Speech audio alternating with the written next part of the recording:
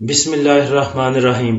आप देखें, कल जो लास्ट वीडियो बनाई थी उसमें ये बात की थी कि अगर आप डिप पे एक ट्रेड ले लें तो तकरीबन आपकी एक मंथ की सारी कसर निकाल सकती है। तो कुछ भाइयों के मैसेज आए थे उसको लेके कि अगर 1 मंथ बाद ट्रेड ली जाए तो कौन से स्टॉक में ली जाए। तो देखें, कल जब इंडेक्स ने गोता लगाया था एक और 2000 तकरीबन पॉइंट लूज किए थे, तो उस टाइम कोई भी ऐसी चीज नहीं थी, कोई भी ऐसा स्टॉक नहीं था जो कि सरवाइव कर सकता। ये बात भी बहुत दफा आपको बता चुका हूं कि जब इंडेक्स एक करेक्शन लेता है या इंडेक्स नीचे की तरफ जाता है तो कोई भी स्टॉक नहीं बचता। तो 1 मंथ के बाद अभी आप किसी भी स्टॉक में किसी भी चीज में आप एंट्री ले सकते हैं। जैसे कल 2000 पॉइंट लूज किए थे इंडेक्स ने, तो उस टाइम सासगर तकरीबन 332 पे गया, 800 पे उसकी क्लोजिंग आई। एंग्रो जो है वो 317 पे नीचे तक गया, 326 पे उसकी क्लोजिंग आई। एच कार तकरीबन 282 रुपए तक गया, 294 पे उसकी क्लोजिंग थी।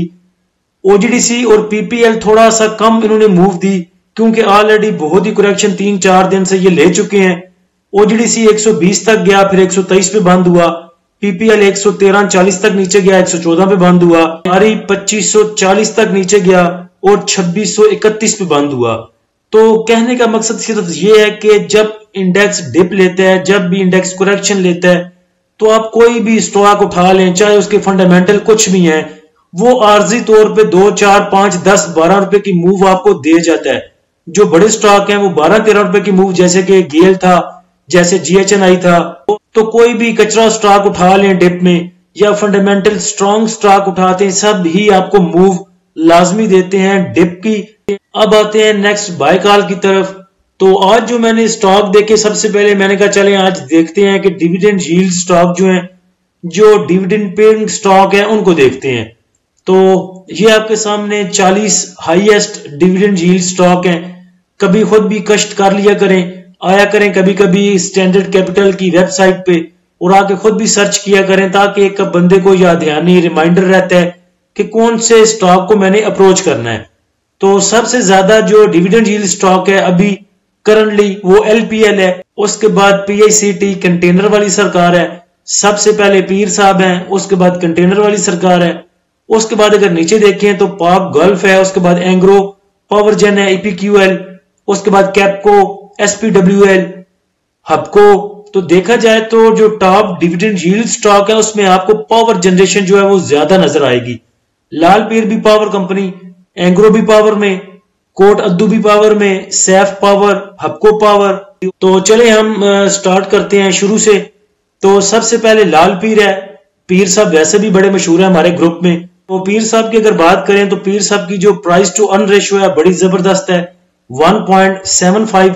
यानी कि आपको 1 रुपया कमाने के लिए सिर्फ 1.75 पैसा जो है वो इन्वेस्ट करने पड़ते हैं।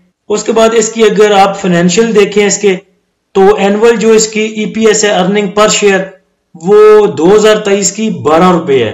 अगर एलपीएल के डिविडेंड की बात करें तो 2023 में इसने 15 रुपए का डिविडेंड जो है वो दिया है पूरे साल में।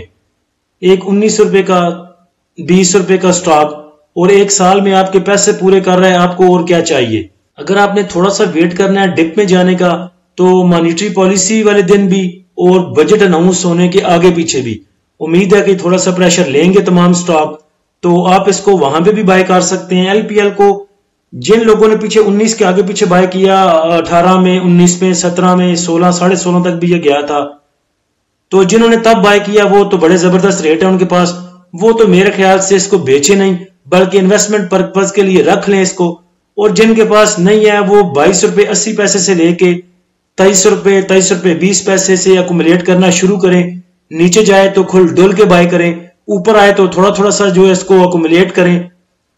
अगर आपने इसको शॉर्ट टर्म में रखना है तब भी आप इसको 25 रुपए से लेके 31 रुपए तक रिलीज कर सकते हैं, सेल कर सकते हैं। स्टॉप लॉस लगाना वैसे तो ना मैं लगाता हूं ना सदीकी साहब लगाते हैं। अगर आपने लगाना है तो 22 रुपए का स्टॉप लॉस क्लोजिंग बेसिस पे आप लगा सकते हैं। दूसरा stock Pakistan national shipping corporation, पीछे ये बहुत ऊपर तक निकल चुका था लेकिन अभी फिर ये रीजनेबल प्राइस पे आ रहा है। क्लोजिंग इसकी 299 पे है। तो मैं और सदीकी साहब कल भी बात कर रहे थे कि एक तो ये डिविडेंड पेइंग स्टॉक भी है जो 2023 है उसमें तकरीबन 20 रुपए का डिविडेंड इसने दिया है पूरे साल में।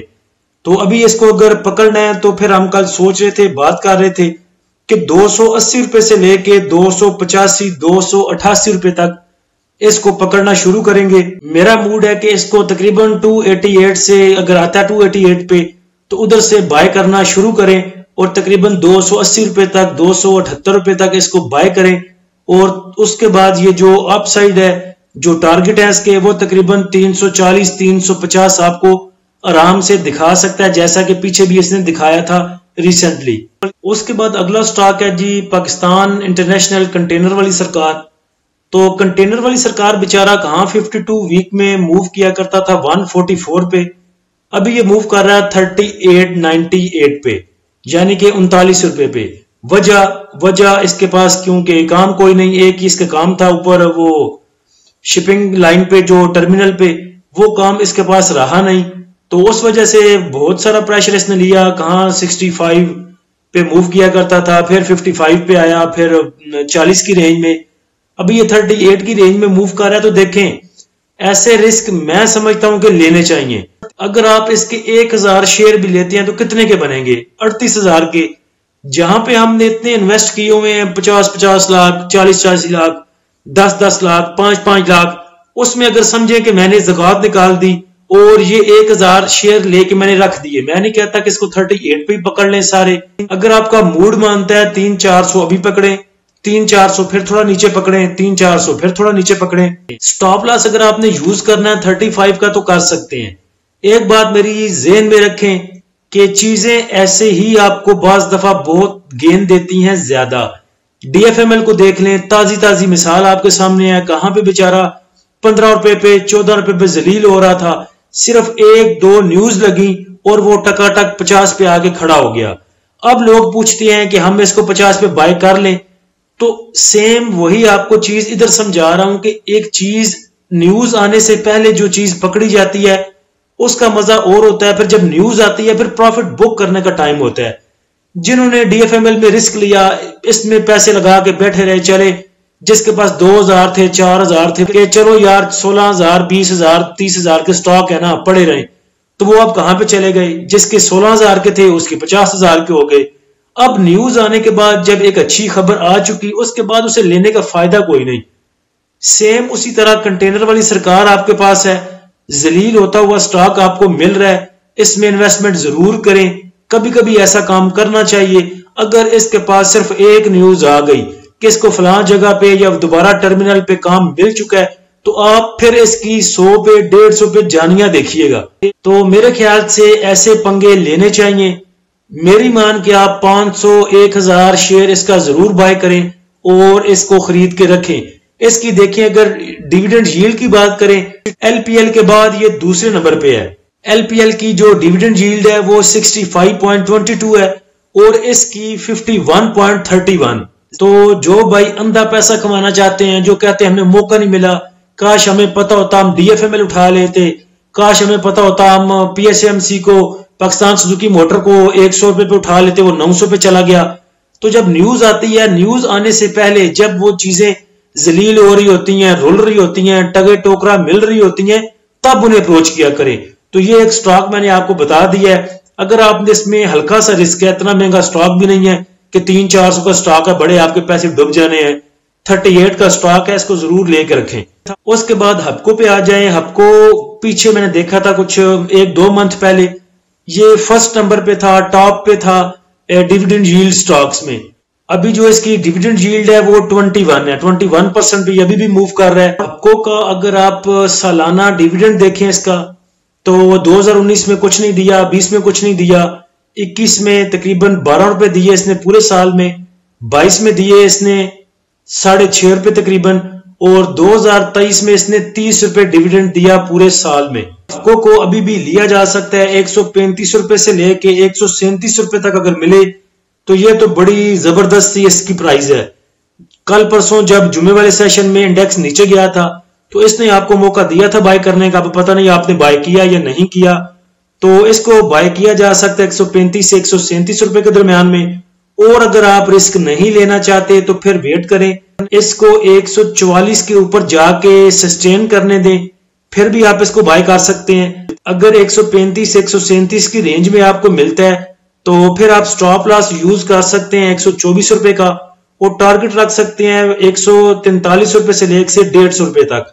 और अगर 144 रुपए का जाके आप इसको बाय करते हैं तो फिर स्टॉप लॉस आप रख सकते हैं क्लोजिंग बेसिस पे 136 रुपए। तो फिर टारगेट प्राइस आप इसकी रख सकते हैं 154 रुपए से लेके 155 रुपए तक।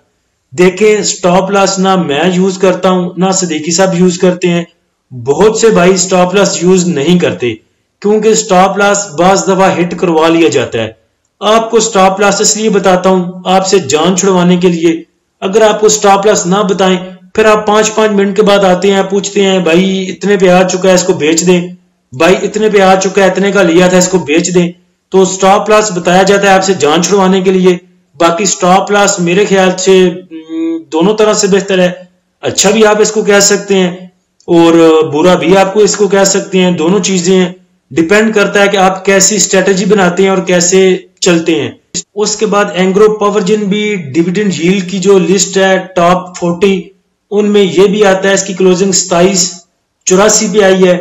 अगर आपने इसको बाय करना है तो 27.5 रुपए तक बाय कर सकते हैं। टारगेट प्राइस इसकी 29 रुपए से लेके 30 रुपए तक रख सकते हैं। स्टॉप लॉस 26 रुपए 90 पैसे का आप यूज कर सकते हैं।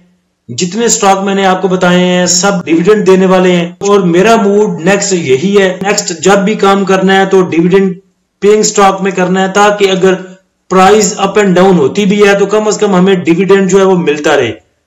और बेहतर तरीका यही है, कोई भी आपने चाहे डिविडेंड वाला स्टॉक पकड़ना है, फंडामेंटल स्ट्रॉन्ग स्टॉक पकड़ना है, लेकिन पकड़े तब जब वो थोड़े से करेक्शन में हो, जैसे कि कुछ भी, जैसे कल परसों करेक्शन थी वैसी करेक्शन हो, या मॉनेटरी पॉलिसी अनाउंस होने वाले दिन थोड़ी सी करेक्शन आए, या बजट अनाउंस होने में जब भी थोड़ी सी करेक्शन आपको मिले नीचे जाकर चीजों को पकड़े।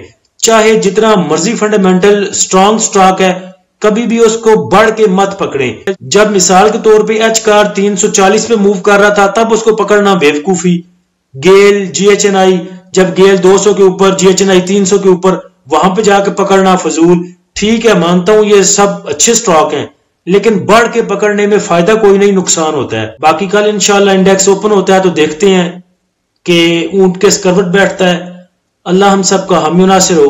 इजाजत दीजिए, अल्लाह हाफिज।